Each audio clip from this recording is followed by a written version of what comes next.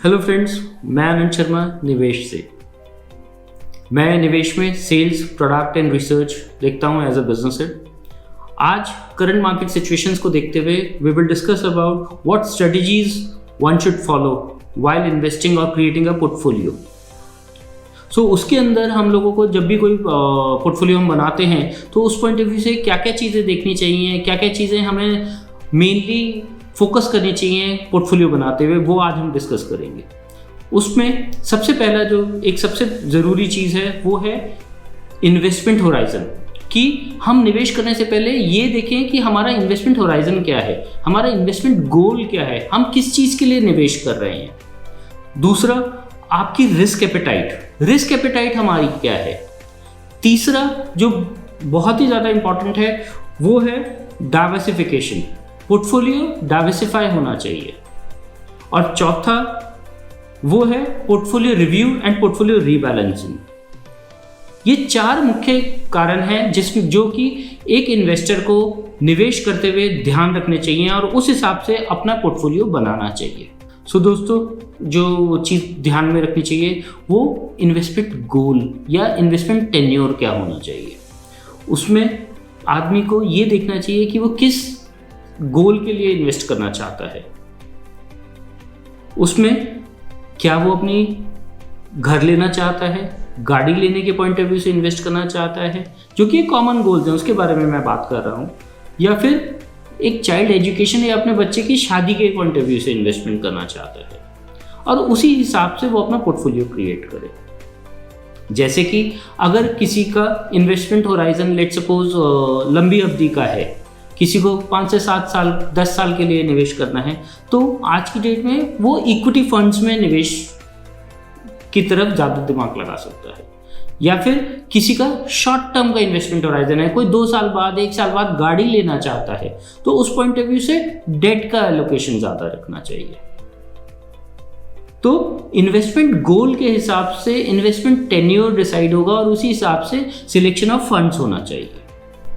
तो दोस्तों, अब हम बात करेंगे दूसरा प्रमुख जो इन्वेस्टमेंट पोर्टफोलियो बनाते हुए जो दूसरा प्रमुख चीज़ दिमाग में रखनी है वो है आपकी रिस्क एपेटाइट। रिस्क एपेटाइट इसलिए क्योंकि देखिए आज की डेट में करंट मार्केट सिचुएशंस क्या हैं, आपकी पर्सनल फाइनेंस की सिचुएशन क्या है, मार्केट ने रिटर्न्स कैसे दे रही है, चाहे वो इक्विटी हो चाहे डेट हो, या फिर आपका एक्सपीरियंस कैसा रहा है, उसके बेसिस पे रिस्क एपेटाइट डिसाइड होती है। मगर हाँ, एक चीज़ जरूर ध्यान में रखिए, willingness to take risk is not the ability to risk.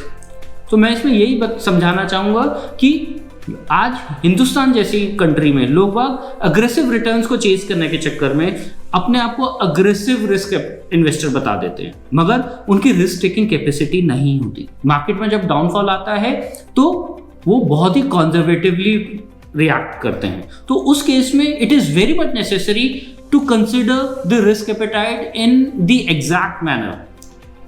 मैं दोबारा बोलूँगा, willingness to take risk is not a ability to take risk. Ability to take risk के हिसाब से अपना रिस्क एपेटाइट जरूर ध्यान में रखें और उसी हिसाब से अपना इन्वेस्टमेंट पोर्टफोलियो बनाएं। तो दोस्तों, अब हम बात करेंगे तीसरा पॉइंट जो एक इन्वेस्टर को, एक निवेशक को ध्यान में रखना चाहिए अपना पोर्टफोलियो बनाने के लिए, वो है डाइवर्सिफिकेशन ऑफ द पोर्टफोलियो।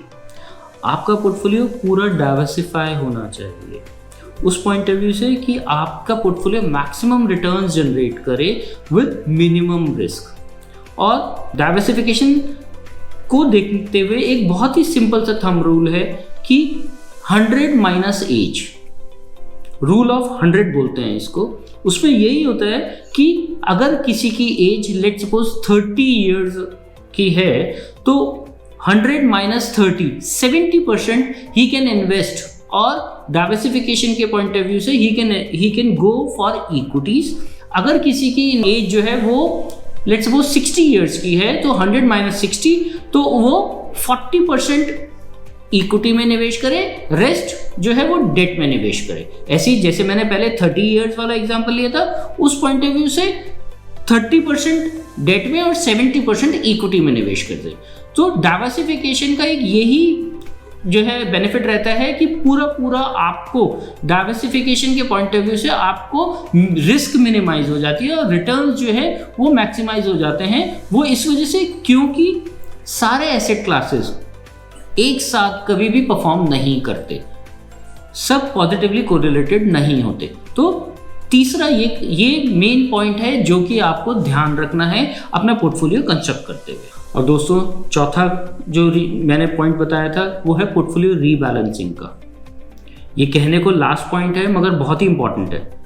वो इस वजह से क्योंकि अलग अलग फाइनेंशियल कंडीशंस के हिसाब से, अलग अलग मार्केट सिनेरियो के हिसाब से हमारी आज की डेट में थिंग्स चेंज हो जाती हैं बहुत जल्दी से, पोर्टफोलियो पोजीशनिंग चेंज हो जाती है। अगर कोई इक्विटी की एसेट क्लास तेजी से ऊपर बढ़ रही है तो वो परसेंटेज एलोकेशन चेंज हो जाती है डाइवर्सिफिकेशन की।